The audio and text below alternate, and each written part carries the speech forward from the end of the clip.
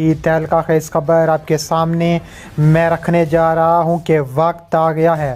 خامنئی کا ایٹمی حملوں کا حکم جاری کر دیا گیا۔ امریکہ اور اسرائیل میں خوف برپا ہو گیا۔ امریکہ اسرائیل کے پرخچے اڑا دیے۔ روس کی خفیہ مدد کامیاب ہو گئی۔ ویڈیو کی تفصیلات میں آگے بڑھنے سے پہلے ہماری ویڈیو کو لائک کر دیں، چینل کو سبسکرائب کر کے بیل آئیکن پر ضرور کلک کر دیں۔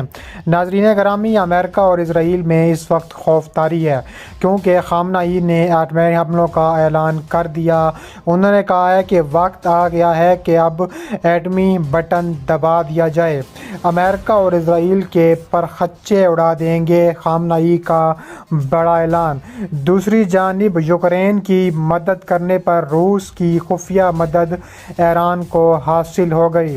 امریکہ کے خلاف روس اور ایران کا ایسا پلان کہ منہ روح تک کانپ اٹھی ہے۔ تفصیلات کے مطابق دیکھا جائے تو ایک بار پھر ایران اور اسرائیل آمنے سامنے ہیں، اور اب انٹرنیشنل اٹامک انرجی ایجنسی نے گزشتہ ہفتے کہا تھا کہ اس نے ایران کے زیر زمین فورٹ سائٹ پر یورینیم کے ذرات پائے ہیں جو 83.7% پاکیزگی تک افزودہ کیے گئے ہیں، جو کہ ایٹمی ہتھیاروں کے لیے ہتھیاروں کے درجے کے مواد کے قریب ہیں۔ فاکس نیوز نے کہا ہے کہ اس کی مدد روس کر رہا ہے۔ اسے ایک غیر ملکی انٹیلیجنس نے بتایا ہے کہ دونوں ممالک کے درمیان معاہدے کے ایک حصے کے طور پر روس نے تمام افزودہ یورینیم کو جلد از جلد ایران کو واپس کرنے کا عہد بھی کیا ہے اگر کسی بھی وجہ سے امریکہ معاہدے سے دستبردار ہو جائے گا۔ اس کے جواب میں امریکی محکمہ خارجہ نے کہا ہے کہ ہم مبینہ خفیہ انٹیلیجنس رپورٹس پر تبصرہ نہیں کریں گے، لیکن کسی بھی صورت میں JCPOA مہینوں سے ایجنڈے پر نہیں ہے۔ یہ معاہدہ JCPOA معاہدے کو بے معنی کر دے گا۔ ایران اور روس کی طرف سے JCPOA کو روکنے کی کوشش جوہری معاہدے کے نقطے کو بڑی حد تک ختم کر دے گا، یعنی تہران کو اپنی افزودگی یورینیم کو جوہری ہتھیار بنانے کے لیے استعمال کرنے سے روکنا۔ رپورٹ کے مطابق انٹیلیجنس ذرائع نے کہا ہے کہ اس سے امریکی مفادات کو نمایاں طور پر نقصان پہنچے گا۔ روس کو موجودہ اور مستقبل میں جوہری معاہدے پر اصل کنٹرول حاصل ہو جائے گا۔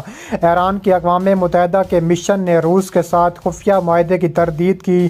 ایران اس وقت روس کو یوکرین کے خلاف جنگ میں مہلک ڈرون ٹیکنالوجی فراہم کر رہا ہے۔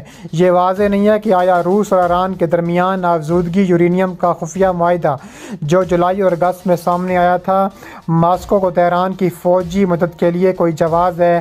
فاکس نیوز کے حوالے سے غیر ملکی انٹیلیجنس ذرائع کے مطابق خفیہ ایران روس معاہدے کی منظوری پیوٹن نے دی ہے۔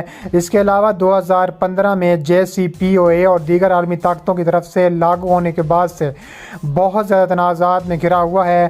ٹرمپ انتظامیہ نے علیحدگی اختیار کر لی کیونکہ اس نے کہا تھا کہ ایران کا معاہدہ تہران کو ایٹم بم بنانے میں رکاوٹ نہیں ڈالتا۔ Foundation for defence of democracies Iran کے ماہر سعید نے مطابق نیا جوہری معاہدہ تہران کو اپنے پہلے سال کے دوران $275 بلین اور 2030 تک $1 ٹریلین تک مالی فوائد حاصل کرنے کی اجازت دے گا۔ اس کے علاوہ جس میں میزائل اور میزائل ڈیفنس سسٹمز کی مارکیٹ 2028 سے 2023 کے درمیان $7.5 بلین کی ہونے کی پیشن گوئی کی گئی ہے۔ درِ اثنا اس کی بحریہ کی صلاحیتوں میں اسی طرح سائر-6 کارویٹ اور جدید میزائل سسٹم جیسے بارک-8 متعارف کرایا جا رہا ہے، جو اسرائیل ایروسپیس انڈسٹریز ہندوستان کے DRDO کے درمیان اختراعی شراکت داری میں مشترکہ طور پر تیار کیا جا رہا ہے۔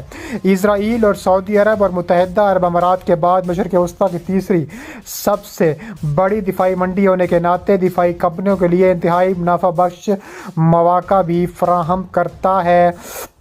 گلوبل ڈیٹا کے مطابق میزائل اور دفاعی انتظام کا شعبہ اسرائیل کی دفاعی مارکیٹ میں سرکردہ طبقے کے طور پر ابھرا ہے۔ اس میں اسرائیل اور امریکہ کے درمیان ایرو میزائل ڈیفنس سسٹم کے ساتھ ساتھ David sling missile defence system, iron dome missile defence system پر تعاون شامل ہے۔ اس مارکیٹ میں 2023 اور 2028 کے درمیان مجموعی طور پر $7.5 بلین کی مالیت کا تخمینہ لگایا گیا ہے۔ پلیٹ فارم پر مبنی میزائل ڈیفنس سسٹم کے ذیلی شعبے کو اسی مدت میں میں 857.4 کی ماہیت کے ساتھ صنعت میں سب سے بڑا ہونے کا امکان ہے۔ روایتی زمین سے حملہ کرنے والے میزائلوں کے حصے میں آنے والے سالوں میں نمایاں ترقی کی توقع ہے، جس میں 2028 تک $262 ملین سے $332.8 ملین تک اضافے کا تخمینہ لگایا گیا ہے۔ اس شراکت کو جزوی طور پر ٹینک شکن گائیڈڈ میزائلوں میں سرمایہ کاری کے ذریعے ایندھن دیا جائے گا۔ اس کے علاوہ جو $308.8 ملین کی نمائندگی کرتا ہے، وہ 2023 سے 2028 کے اخراجات اور anti air missile defence system جو اسی مدت کے دوران 119.7 ملین کے اخراجات کی نمائندگی کرتے ہیں۔ اسرائیل اس وقت F-35 F-39 ملٹی رول لڑاکا ہتھیاروں کی شمولیت سے گزر رہا ہے، جن میں سے 37 پہلے ہی موصول ہو چکے ہیں۔ اسرائیل مبینہ طور پر ایک اضافی ملٹی رول فائٹر خریدنے کا ارادہ رکھتا ہے اور کہا جاتا ہے کہ وہ F-15EX سپر ایگل حاصل کرنے کے آپشن پر غور کر رہا ہے۔ حالیہ رپورٹس کے مطابق یہ بہت زیادہ امکان ہے کہ اسرائیل F-35 اور دیر کی ایک اور کھیپ خریدے گا۔ اس کے علاوہ multi fixed wing aircraft sector Israel دفاعی مارکیٹ میں دوسرے سب سے بڑے شعبے کے طور پر ابھرا ہے۔ 2023 سے 2028 کے دوران 5.6 بلین کی توقع ہے۔ دوسری جانب اسرائیل نے 2020 میں سعودی عرب کے ہمسائے ممالک متحدہ عرب امارات اور بحرین کے ساتھ ابراہم معاہدے کے نتیجے میں تعلقات بحال کر لیے تھے۔ اسرائیل نے بارہا سعودی عرب سے قربت کرنے کی خواہش کا اظہار کیا تھا۔ خبر رساں ادارے روئٹرز کے مطابق اسرائیلی وزیر خارجہ ایلی کوہن نے مستقبل قریب میں سعودی عرب کے دورے کا عندیہ دیتے ہوئے کہا ہے کہ رواں برس ایک اور عرب ملک اسرائیل سے تعلقات بحال کر لے گا، تاہم انہوں نے اس ملک کا نام نہیں لیا۔ یہ بات انہوں نے آذربائیجان کے دورے کے دوران کہی۔ کوہن نے یہ کہا ہے کہ سعودی عرب کا دشمن اسرائیل نہیں ایران ہے۔ جب ان سے سعودی عرب اور ایران کے درمیان تعلقات کی بحالی میں پوچھا گیا تو ان کا کہنا تھا کہ اسی پیش رفت کے اسرائیل کے لیے بہتر ثابت ہوگی، لیکن اسرائیل اور ایران کے درمیان اس پیش رفت نے اسرائیلی وزیر اعظم نیتن یاہو کی ان کوششوں کو مشکل میں ڈال دیا ہے جن کے تحت وہ خطے میں ایران کو سفارتی طور پر تنہا کرنا چاہتے تھے۔ اس لیے اسرائیلی وزیر اعظم بنجامن نیتن یاہو نے گزشتہ رات امریکی ٹی وی چینل سے CNN کو دیے جانے والے انٹرویو میں سعودی عرب کو خبردار کیا ہے۔ ان کا کہنا ہے کہ مشرق وسطیٰ کے 95% مسائل ایران کے پیدا کرتے ہیں۔ لبنان کو دیکھیں، یمن کو دیکھیں، شام کو دیکھیں، عراق کو دیکھیں۔ واضح ہے کہ ایران کے صدر ابراہیم رئیسی نے حال ہی میں سعودی عرب کے شاہ سلمان بن عبدالعزیز کو دورے کی دعوت دی ہے، جبکہ دوسری جانب بدھ ہی کے دن شہزادہ محمد بن سلمان نے فلسطینی صدر محمود عباس کے ساتھ جدہ میں بھی ملاقات کی ہے۔